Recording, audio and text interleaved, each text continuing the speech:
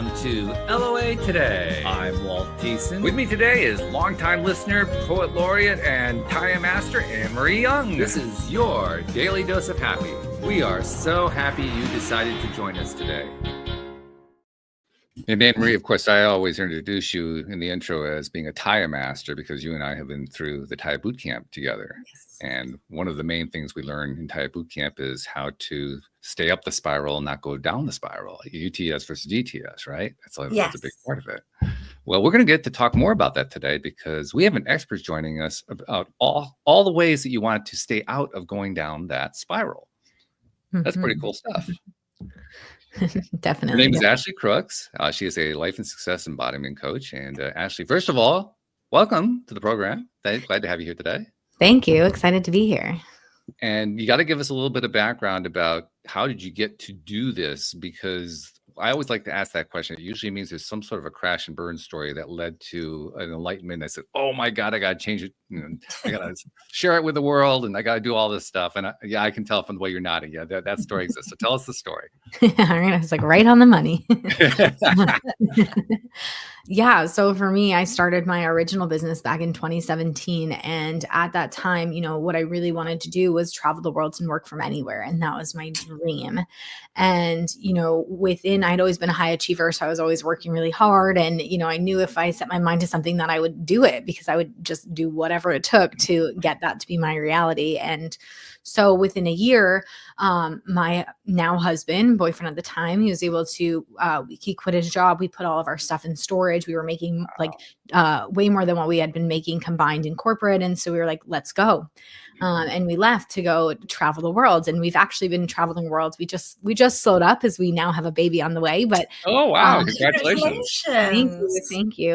But for the last 8 years, we've been traveling all over the world, gone to over 60 countries together while building our business.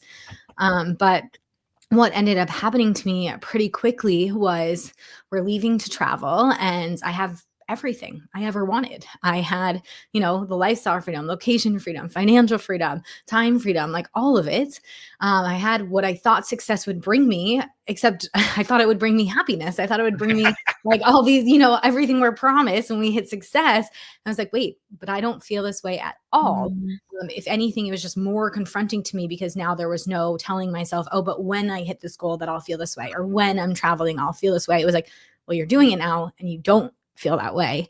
And so for me, it was this constant, I couldn't let in the life that I created. I felt like I was a prisoner of my own mind and we'd be traveling, we'd be in these amazing locations, like the cobblestone streets of Europe. We went to the pyramids of Egypt, like all these places. And I would be physically there, but mentally my mind was a million miles away. And, going over what could go wrong? What does this person think? When's the other shoe going to drop? Strategizing my next business move, nonstop, all of these things. And so basically I was going like this for quite a bit of time. And I realized okay, at first I was blaming external things. I was like, maybe it's my business. Maybe that's what it is. And that needs to change naturally.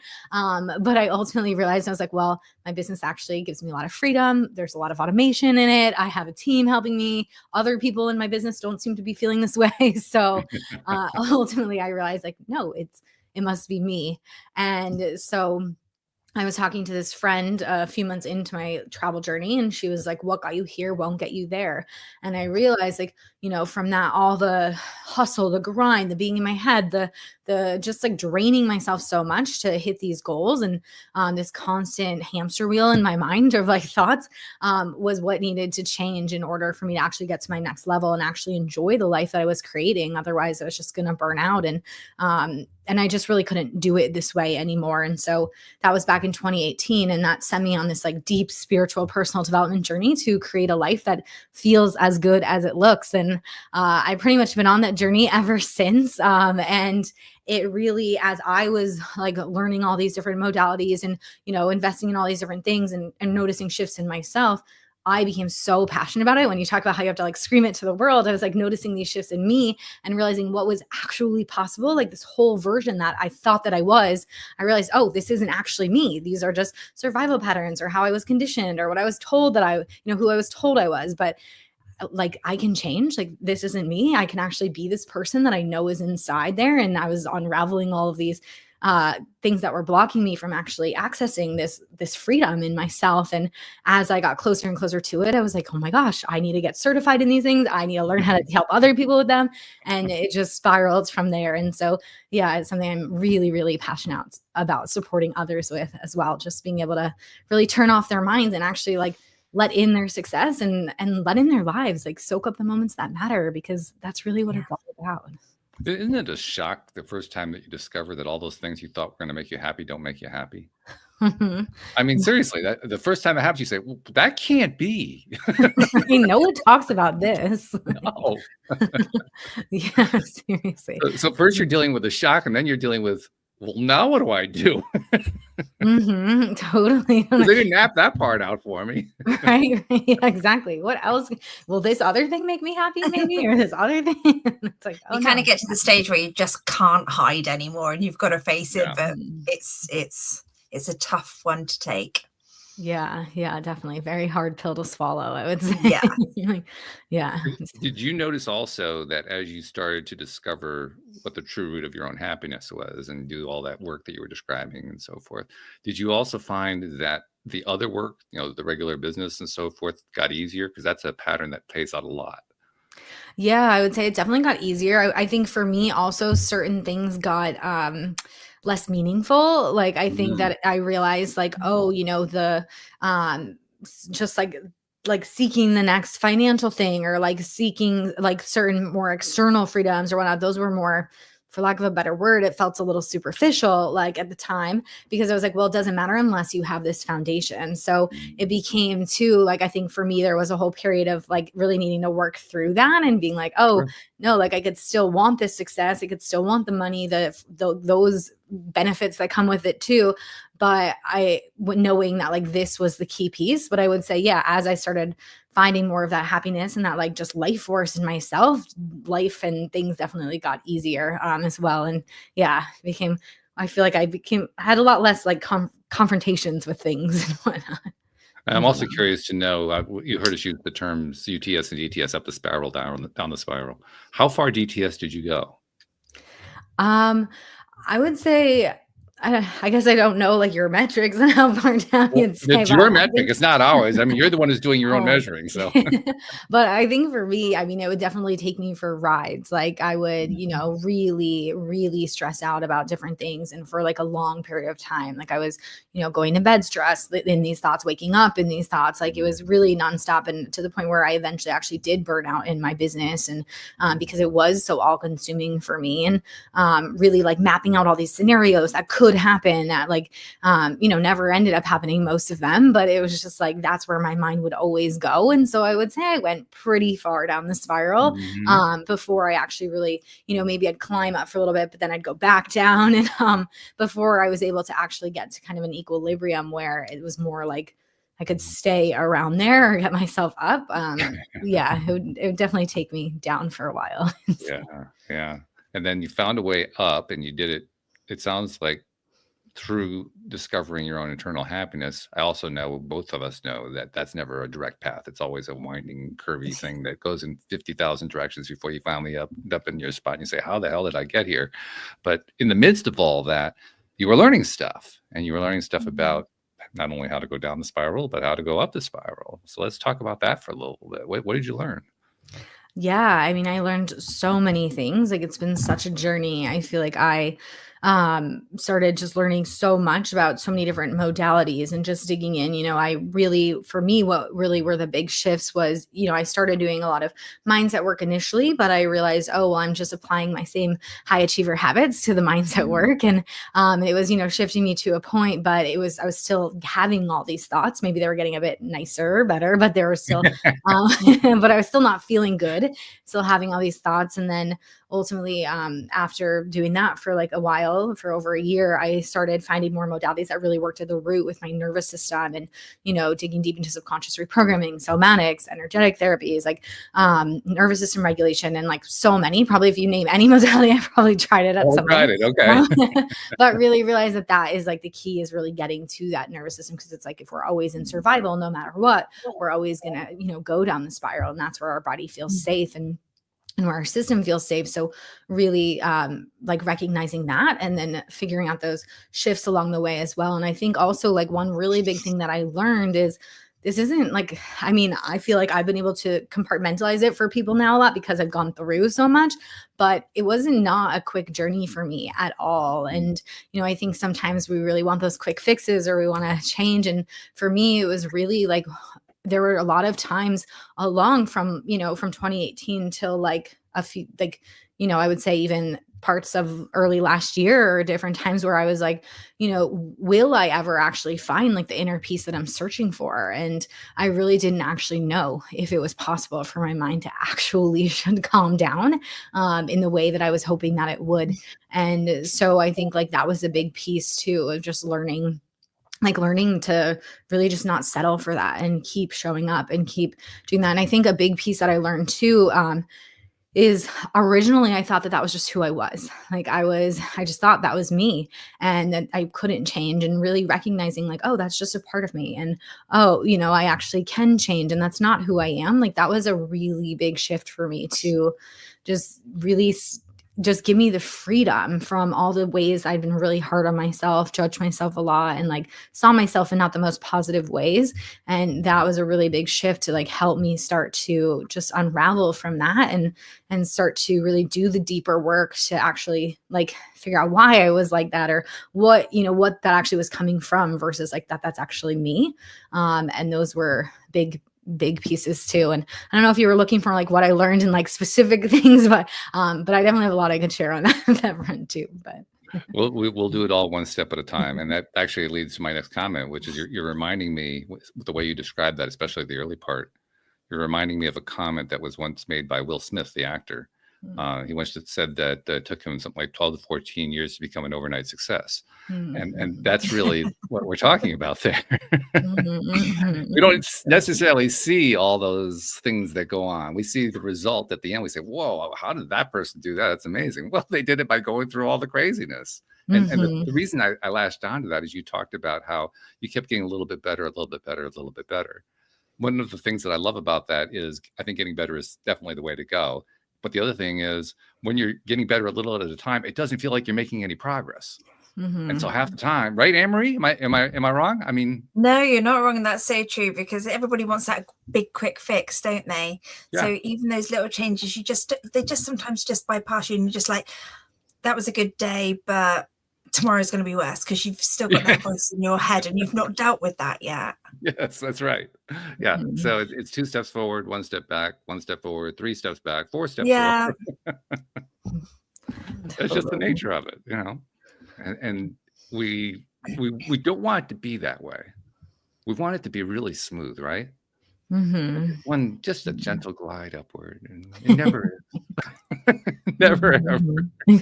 Can't we just be healed like just naturally? It's so simple that way, right? For real. Yeah. The thing that always amazes me about that, though, is that not only is it not smooth, but when we look back on it, especially from years, you know, ahead of it, when we finally look back and see the whole picture, from that perspective, it seems smooth. During it, there was nothing, absolutely nothing smooth about it at all. But after, it's like, well, that was pretty easy. Not sure I feel like that. No, okay, well, yeah. Maybe it hasn't been enough years. I don't know. Yeah, I think bumpy, but worth it. Yeah, that's fair. Very bumpy, and I think too, it's like sometimes I notice in my own journey, it's like we're doing these little things and we're noticing these little shifts, but one, it's really hard to actually notice them because you're so caught up in it, and you're like, why am I still dealing with this? Like, why am I still cycling through this same thing that I was doing like years ago? Or why, like, when is this going to shift? And I like to think too, like 2 things on this. It's like, first, what I tell myself is when things are getting really intense around whatever area it is or whatever, like, whatever lesson it is for me to learn, it's just like, oh, that's because it's actually ready to be learned. Like, that's why you're having this whole like stirring come up, and it's really circulating in your world, and it's becoming so like bubbling up so much, is because it's ready to be healed. So I try to look at it that way. And then also it's like, I feel like we do all these things that we don't even know if they're really making a difference. Like, Right. like you were saying, it's like, is this really working? Am I actually changing? Is this shifting? Like, this is still hard. Why is this still so hard? And then all of a sudden you do like one experience, whether it's like, I don't know, like for me, it's even been like one intensive that I'll go to, or like one healing session, or one like retreat I go to in Costa Rica, or whatever it is. But it's like all of the work that I had been doing for the last like year or whatever it is, it's just like all of a sudden it clicks. It's like, whoa, okay. And then I'm like, oh, that's like a big jump, and I can feel it, and it's even some of my like mentors that I work with, they're like, remember, Ashley, like it wasn't that one experience. It was everything that you've been doing that you didn't even know was making a difference, like compounds so much over time. And then you like ascend to that next level. Yeah, that's the beauty of it. We are often our own worst critics, and as a result, we tend to beat ourselves up as we're going along. At the same time, we have those occasions, just those occasions where we stop beating ourselves up, and then all of a sudden we grow. It's like, oh, is this what I had to do the whole time? Yeah. Wait a minute, it can't be that easy. Hold on. But when we get there, it's also clear as a picture. But when you're going through it, it's like, why? Yeah. Why am I going through this? Oh, yeah. And then when we get back into another turbulent situation, we're like, why? Rather than go, I'm going to be better. Yeah, exactly. I know how to handle this better now, but it's going to come out stronger. That's what I have I'm going to be better. Somehow I'm going to be better. That's often the way it is, but we do get there. Yeah, eventually, right? Yeah. Well, since you did point out that you didn't really drill down on particular tools and tips and so forth, let's pick out a couple of things that you found to be really effective, modalities or processes that made the difference for you. What ones really did it? Yeah. So I think for me, really what it's been over the years is it isn't even just like one modality. Like I think oftentimes, people will preach like, oh, it's this modality that makes such a big difference. But there's obviously like a million different modalities out there. And I think ultimately everyone has their place. And it just depends really like where your nervous system is at, like how activated you are by something, what your past is like around a certain issue, like how much in that thought spiral or downward spiral are you, or how much time do you have to actually work on whatever is taking, derailing you at the moment. And like there's so many nuances to it that I really feel like for me, it's like this combination of modalities that's when things started to really shift for me, of like meeting me where I was at. And so some really powerful ones have been like different subconscious reprogramming techniques have been really powerful for me, like parts work and RRT have been really big. And also somatics has been a big one, but like really getting in like to like deep into the body and combining that with parts work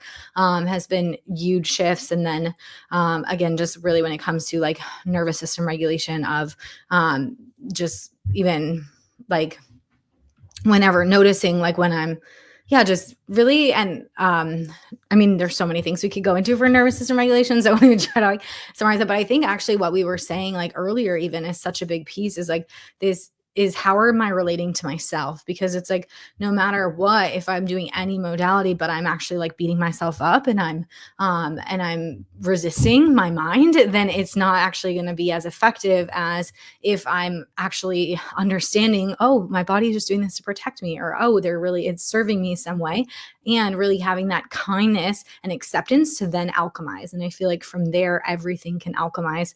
And that really is like such a big foundation of the work. But also like energetic therapies have been really big for me as well, combining those. So yeah, those have been like really big like modalities that have worked for me. I would say just depending again, like how much time I had, where I was at, things like that. And I don't know about you, Emery. Some of the ones you mentioned, I'm not familiar with those labels. So let's just touch on them a bit. Like you mentioned parts, you mentioned somatic. I'm obviously it's body related in some way, but I'm not quite sure what that is. So fill us in on that. Is it the sound one? Oh no. So somatics is just really like the body. And so so I do like trauma informed somatic work, and it's combined with like our body is a lot of our subconscious as well. And so when we can just really drop into the body through one way that we can really get into the body is like through a body scan. And so we talked about like I offer a free guided body scan that we can utilize, but so much of my life I was living in my head. And so just realizing like even opening up the channel to my body has been so powerful. And the body holds so much wisdom, and we really like hold, even if we think we've worked through something, it's like, if you're doing, let's say, coming on this show and you're all calm and you're telling yourself, you're like, I got this, I can do this, I'm ready. Like, you've worked through your nerves, but then your heart starts beating really fast and you start sweating and you're like, okay, I'm still nervous. So something's happening. It's like we hold all of our beliefs and everything within the body. So really working deep within the body, and then through getting to the, into the body, feeling the sensations, working with them, we can then utilize parts work, which can also be known as like IFS, internal family systems.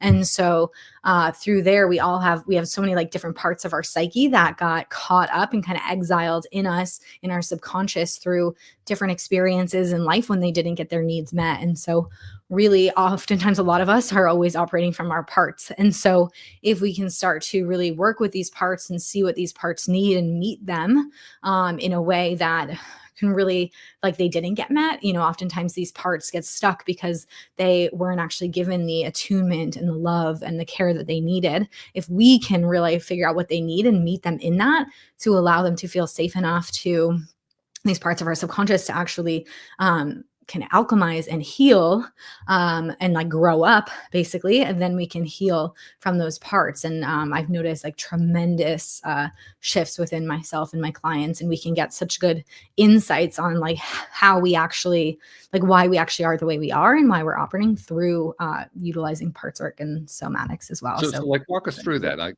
if you're working with a client on parts, I mean, what do you do? Give us a step by step. Yeah. So I would first really drop the client into their body so that they're not in their mind anymore trying to figure it out.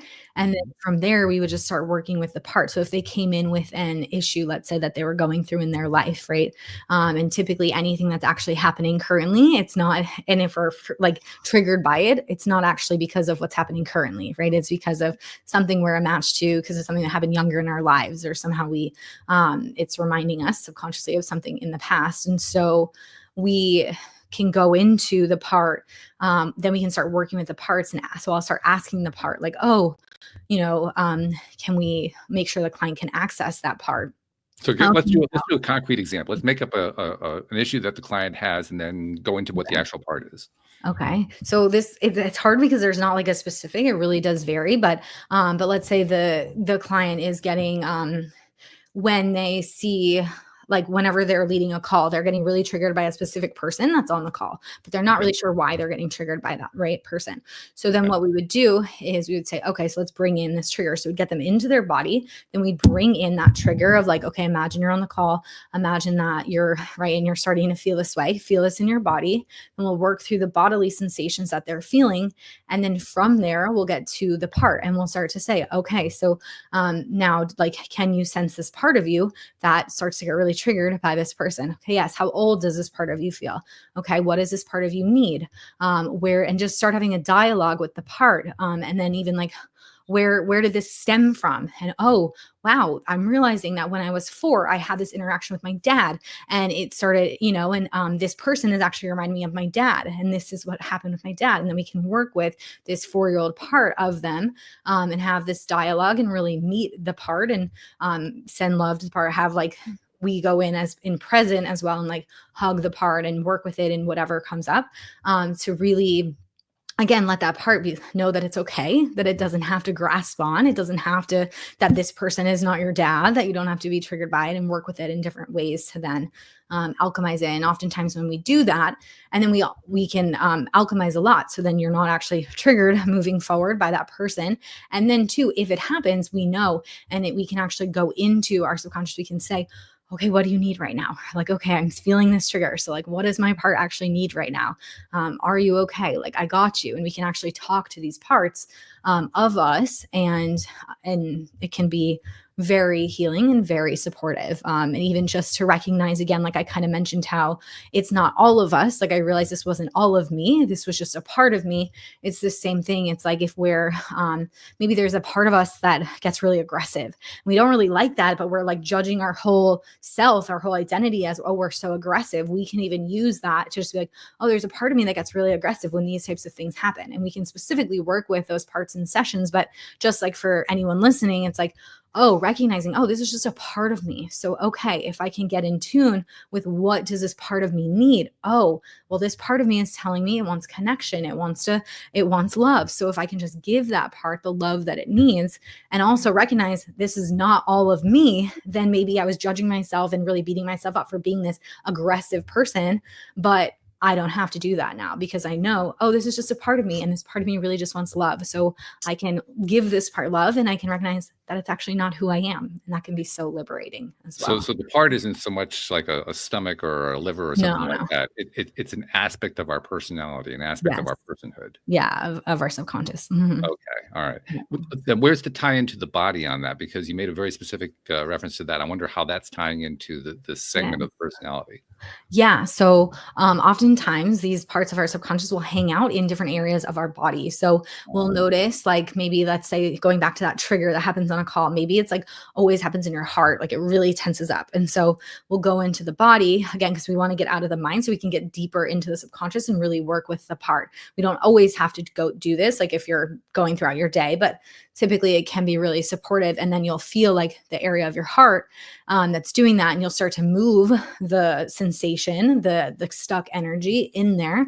And then from there, you can actually you can feel where the part is in your body. And so maybe it is in your heart. And then you can work with it there. And then that way, when you're getting in touch with the part throughout your day, you can focus on that area of the body. But they oftentimes will, people will find them in different areas of the body through different sensations as well.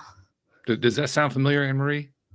Yeah, I have heard of that, and it's I know when I'm feeling an emotional a trigger or something, I always kind of go, okay, stop, and where is that, and what is that, and what's that about, how does that feel? So I can kind of understand that, but also everybody thinks it's all in the head.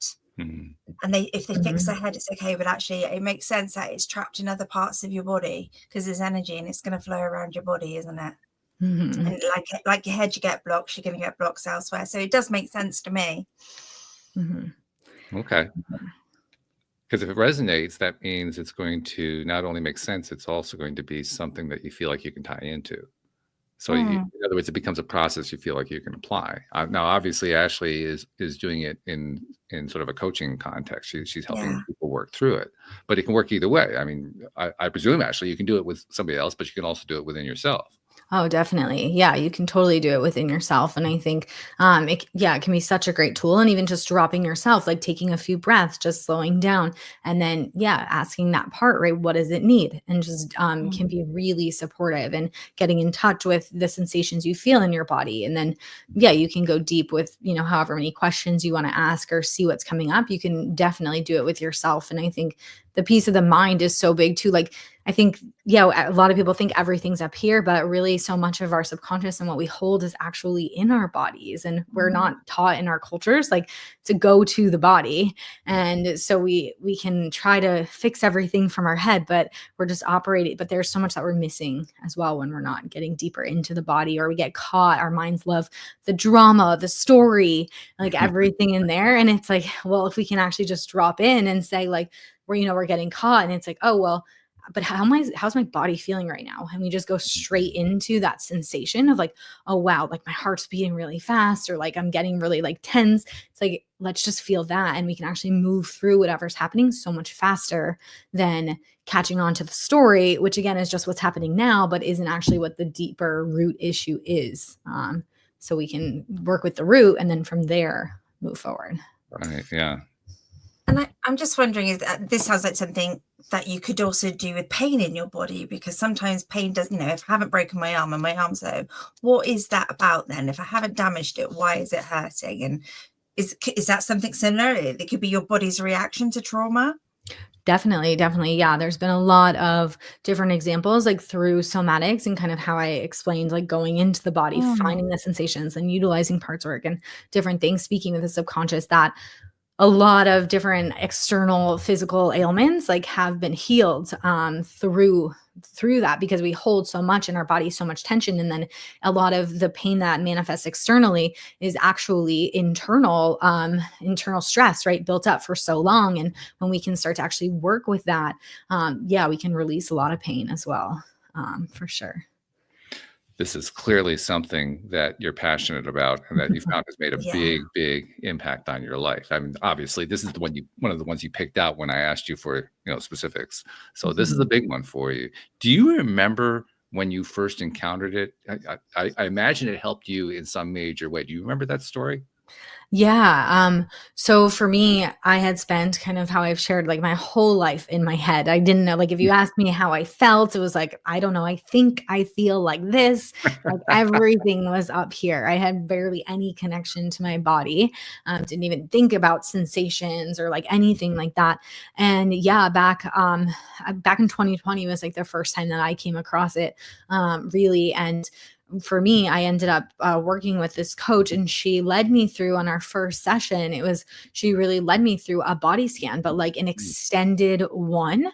And for me, it was the most, like at that time, it was the most relaxed that I had ever been. Like I had never actually been able to get my mind out of things. And it was just like, whoa, like, okay, this is possible for me, like feeling this way, like not having these constant thoughts, just being here and grounded and present, like that's actually accessible. And so it was a really big shift for me. And then even just like through other sessions that I did, like recognizing like, oh, we don't actually have to, like, it's not just I'm telling you about what's happening in my life and we're just going back and forth and like I'm harping on the story and getting more stressed out about it or whatever it is. It's like, oh no, like, wow, we're actually just, I'm telling you something that's happening. And then instead of like validating that necessarily or like really, playing into the story, we're just actually going into the body and dropping into these parts. And it's like, wow, like from there, I was able to shift so much more in my life, like at the root.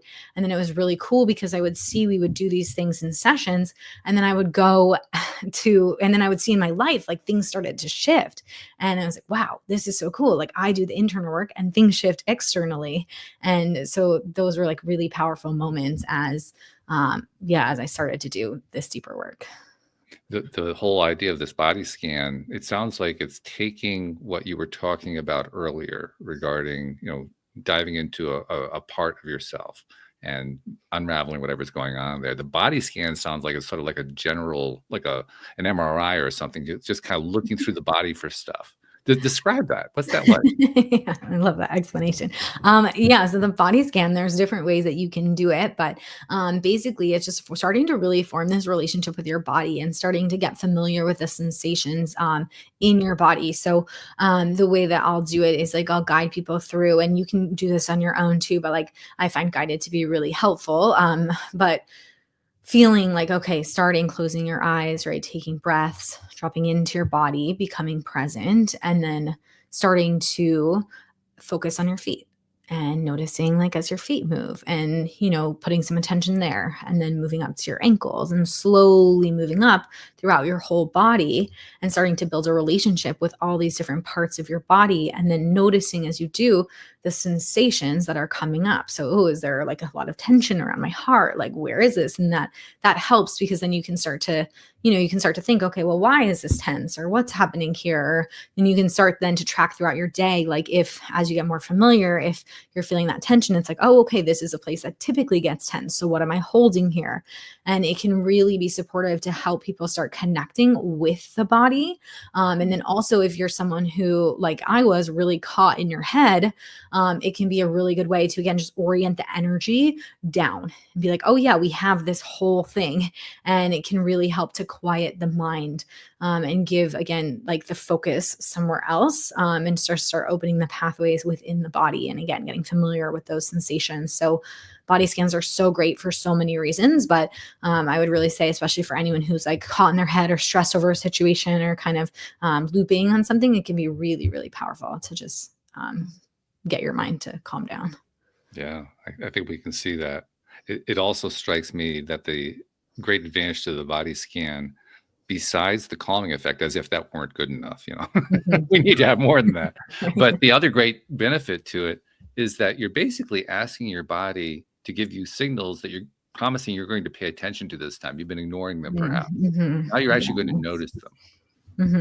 Yeah. So body, like, ankle, you're on stage now. Go ahead. I know I've been ignoring you for weeks at a time, but now is your time. Yes.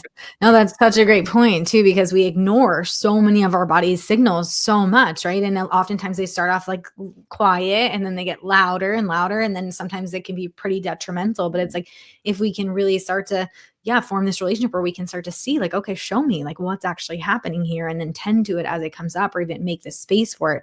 It can be so healing. So those noises or those sensations don't have to get louder, because we're actually meeting them and creating the space, for them to have the stage, and for them to, we're actually starting to listen to the signals, which I mean, is so huge as well, and can impact our life in so many ways. And I can see how working with a coach is going to help on that. Because like I can kind of envision myself, like I've had a number of physical things that I've been dealing with through physical therapy and made some really good progress on. But one of them was an Achilles issue.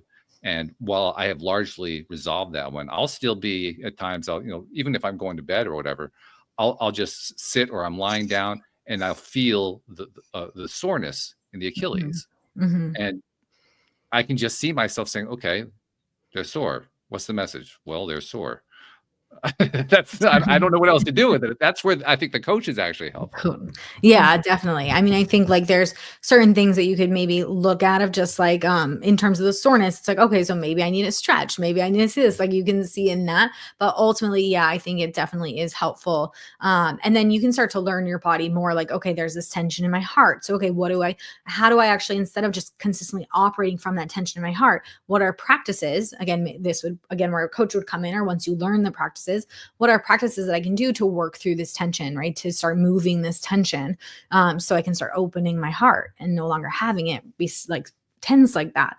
And then, a coach is really supportive, even just for like the co-regulation as well, can be really powerful, because sometimes I know for me as well, when I was doing like initial body scans just myself, because I was so dysregulated, unless I had someone co-regulating with me and helping me like ground in, I would still stay really up here, even as I was doing the body scan.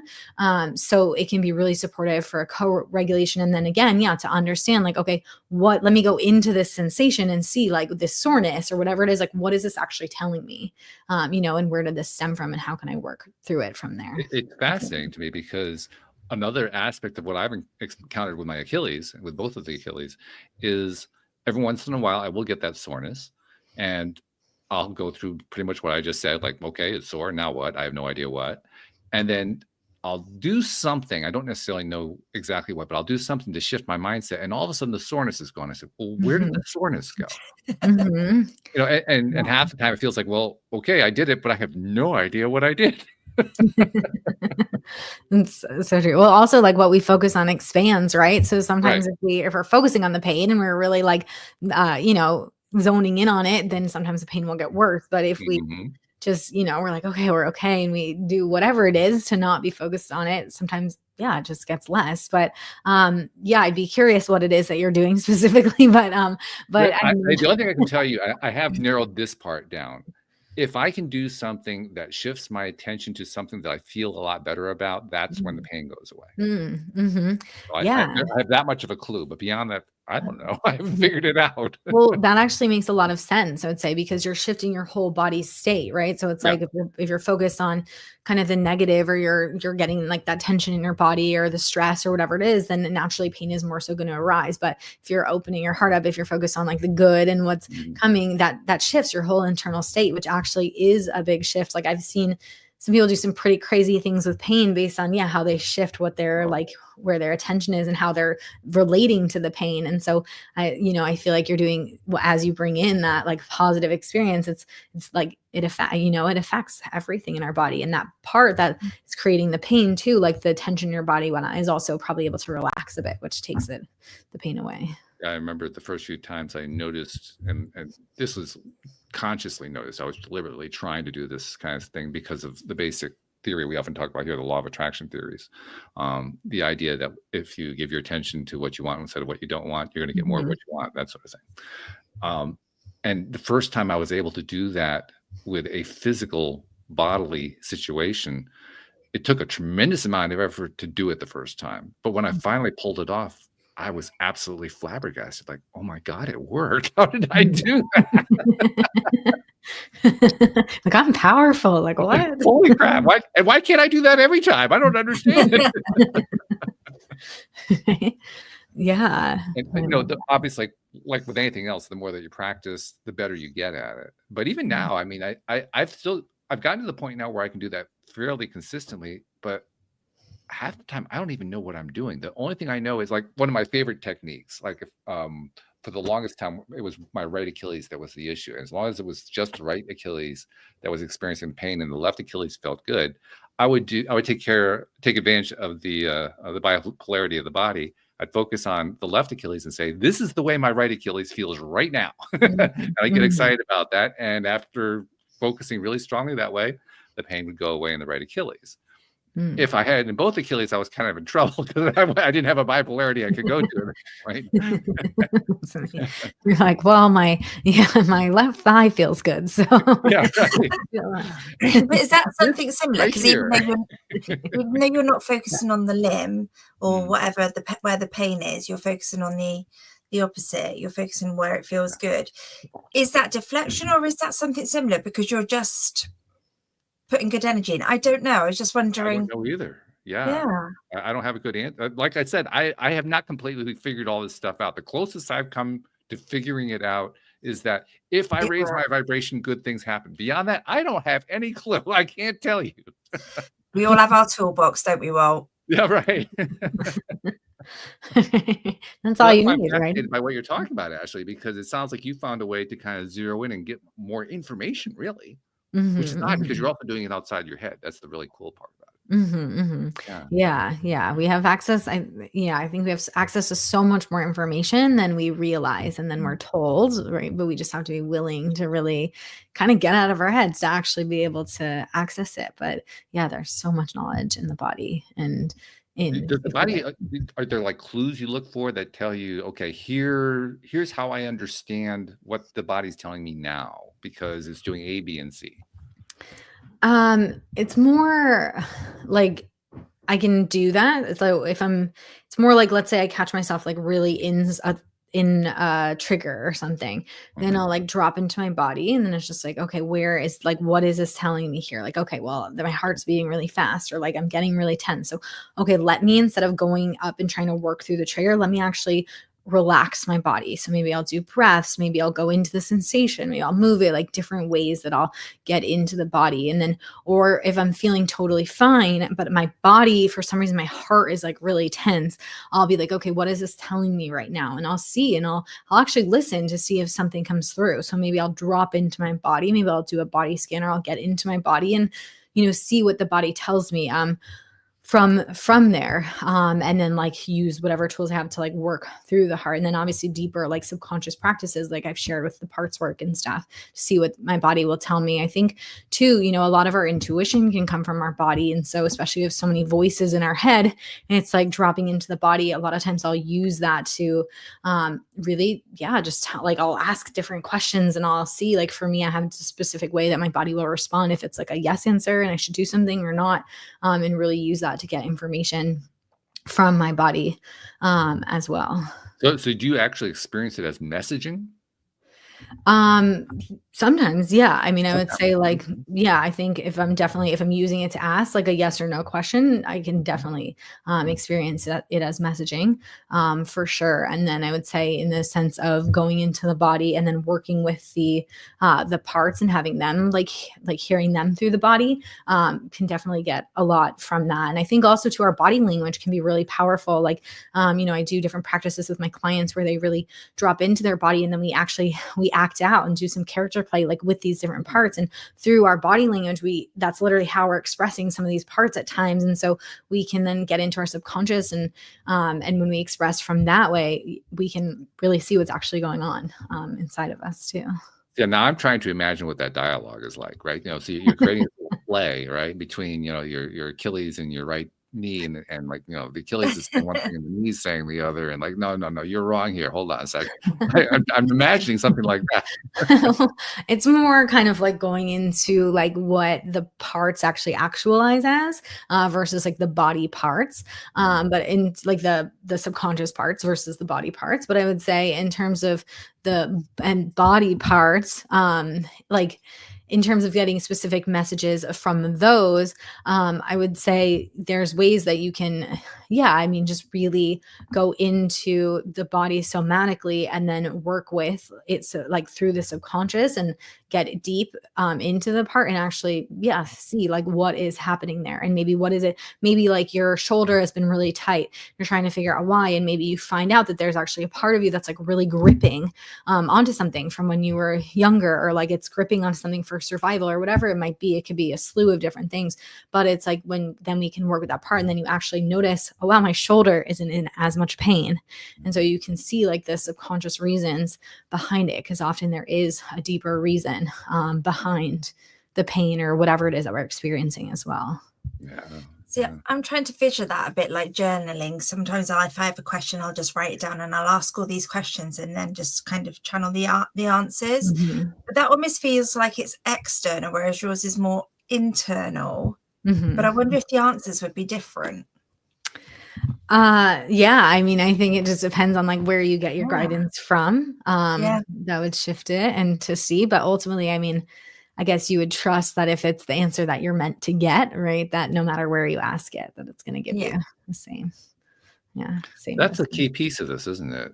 Because I mean, just speaking for myself, I know that a large portion of my own limitations that I put on my growth have to do with just not trusting what I'm getting from within. And over time, I have learned to trust more and more what comes from within. And yet it's still amazing to me how often I'll get something and I'll say, no, it can't be that. Yes, I get that for sure.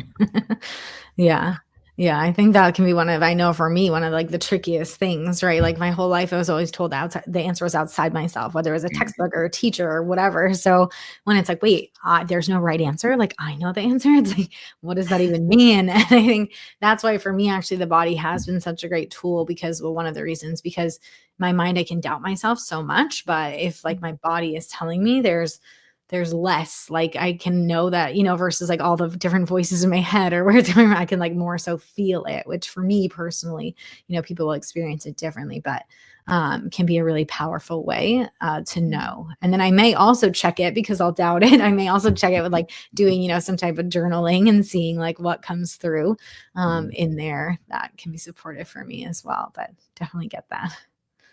And another piece that I like to this whole approach is that because you're treating the body as kind of a repository, if you will, for these different things that have remained unaddressed and need addressing, it ties in really nicely with theories about the subconscious or unconscious brain, unconscious mind, that are based on the idea of repetition of old experiences being played out over and over again. It ties in really nicely with that, because if you're going to have stuff like that, it kind of makes sense that we would associate that for whatever reason. For the reason is going to be different in every case, but we would associate it with a part either of our personality or of a physical body part, one way or another. That fits the whole theory that's generally put out now about how the subconscious mind works.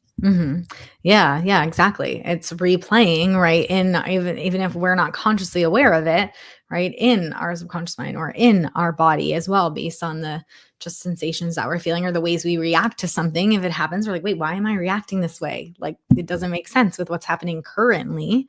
But it's this constant, right? It's stuck in there and it constantly replays out in so many different scenarios of our lives. I often like to say that it's great to have a skill. Sometimes I wonder, though, I mean, is that really a skill we want, that we just keep burying stuff like that in our subconscious minds? Exactly. Yeah, I know. Well, that's why we have to get into our subconscious mind and into the body, right, to start to shift it, because otherwise, I mean, we don't even know what gets stored there, right? And what actually, it's like crazy to me thinking like, sometimes consciously you think these are like small micro experiences that, maybe they affect you, but they don't really affect you, but you don't choose like consciously what actually affects you and keeps replaying in your subconscious and then affects all areas of our lives.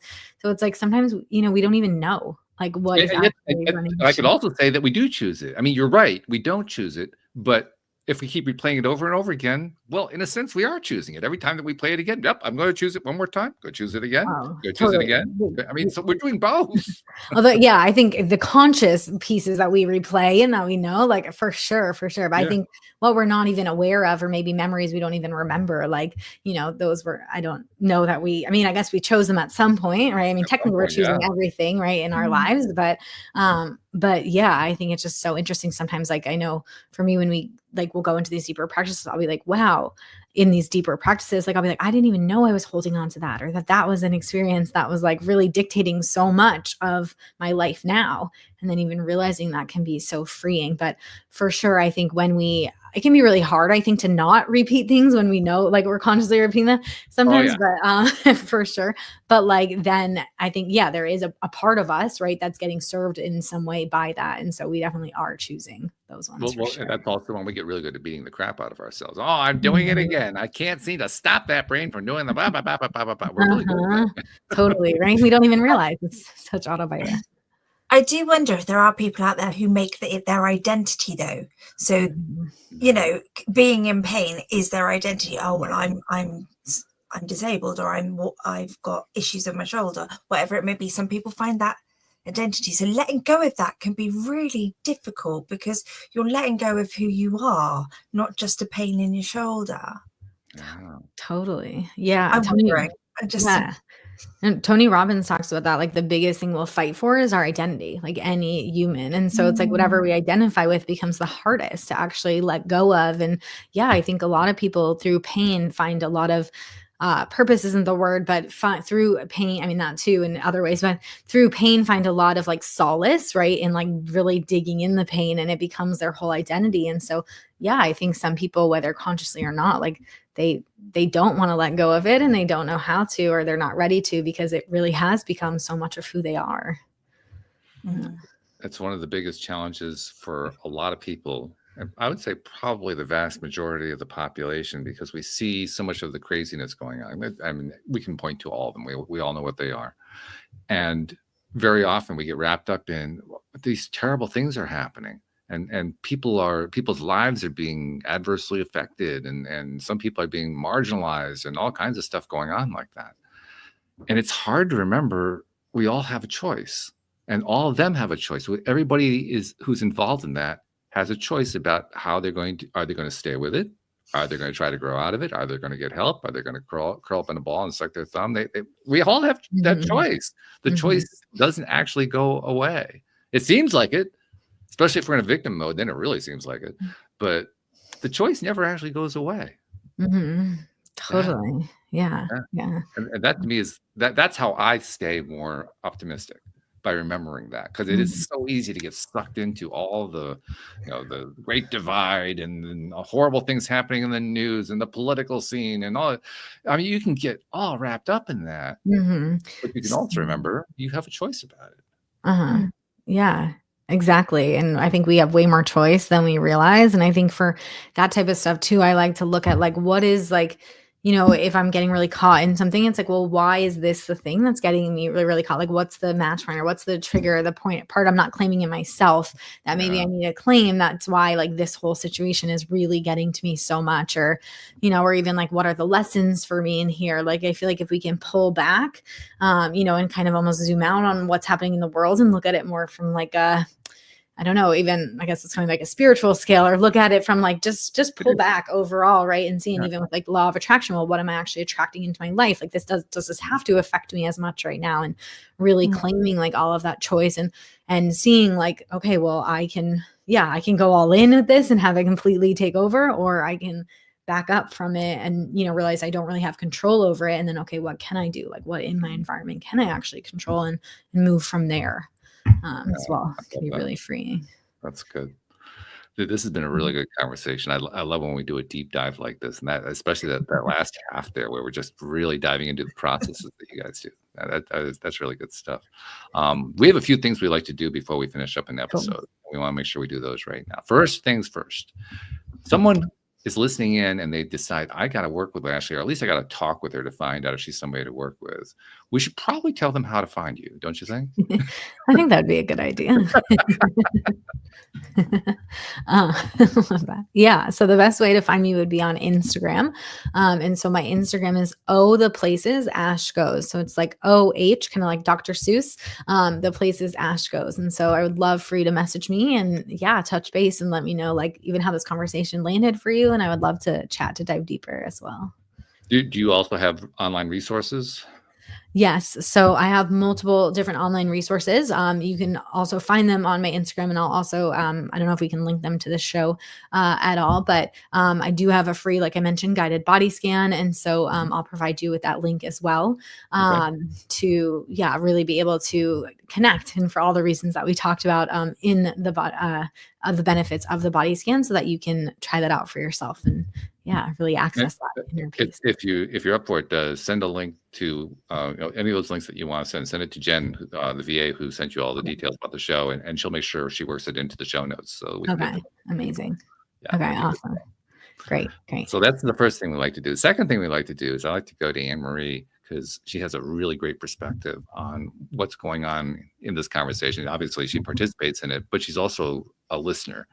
And I mean that literally. She started as a listener who came onto the show. That's awesome. And she still retains that. And that's valuable because she's listening kind of from the point of view of the audience. So I'm always looking forward to find out, how is she going to tie all this together? So Anne-Marie, how are you tying together what we've been talking about today? Oh, there's so much, and I could spend another hour just going down a rabbit hole on conversations with the body, because I find it quite interesting. But I think for me, I just love the whole journey of self-awareness that it brings. And we're all, like we said earlier, we're all told about like fixing our mental states and our mindsets and basing it all on the mind. And I just love that it's building that physical connection with yourself and your body, and understanding, my arm has feelings. And I've actually been doing it. I had my cartilage pierced last week and it's still a bit sore. So I'm like, okay, ear, what's going on? Why are you still sore? So I've been doing that while we were here as well. So I'm intrigued. Yeah, because I've done there's a guided meditation I do in the evenings, and it's about like clearing the day out, and you kind of breathe out of your feet. So you're clearing your body. And sometimes I do feel that block. So now I know to talk to it. So, sometimes I'll get to my shin and I'm like, why is that? It's not clearing down there. So why? So I'm just going to talk to myself. So I love that whole connection to yourself, your physical body, rather than just your mindset, because both are important. So true. Yeah. See, you've had an impact already, Ashley. Yeah. Amazing. Real time. Yeah. And that actually ties into the last thing I like to do with every episode, because I noticed this a few years ago. Now that we're in the 21st century, we're all interconnected. I mean, you're in New York, I'm in Connecticut, Anne-Marie's in the UK. We've had people connecting from all over the world. It's just amazing how it works today. It didn't exist 30 years ago. Today, it's like everywhere, and we're so used to it. And because of that, people like you, people like us, we're putting out content, we're helping people, we're sharing information and so forth. And we're doing it with people most of the time we don't even know who they are. We don't see how they're using it. We hope they're using it well. Hopefully, they're maybe even improving their own lives and somebody else's lives. You never really know what they're doing. And I noticed that we don't get credit for that. And I said, well, I can do something about that, because I'm a host on a podcast and I have guests all the time. And I get this opportunity every single time. So Ashley, on behalf of those people you've never met, never seen, and never will meet, never will see, who you've been helping in ways you didn't even know about, on their behalf, thank you for what you're doing, because you're making a difference in this world. Thank you. Oh, thank you for that. I love that. What a beautiful shout out. I think we need to do that more often.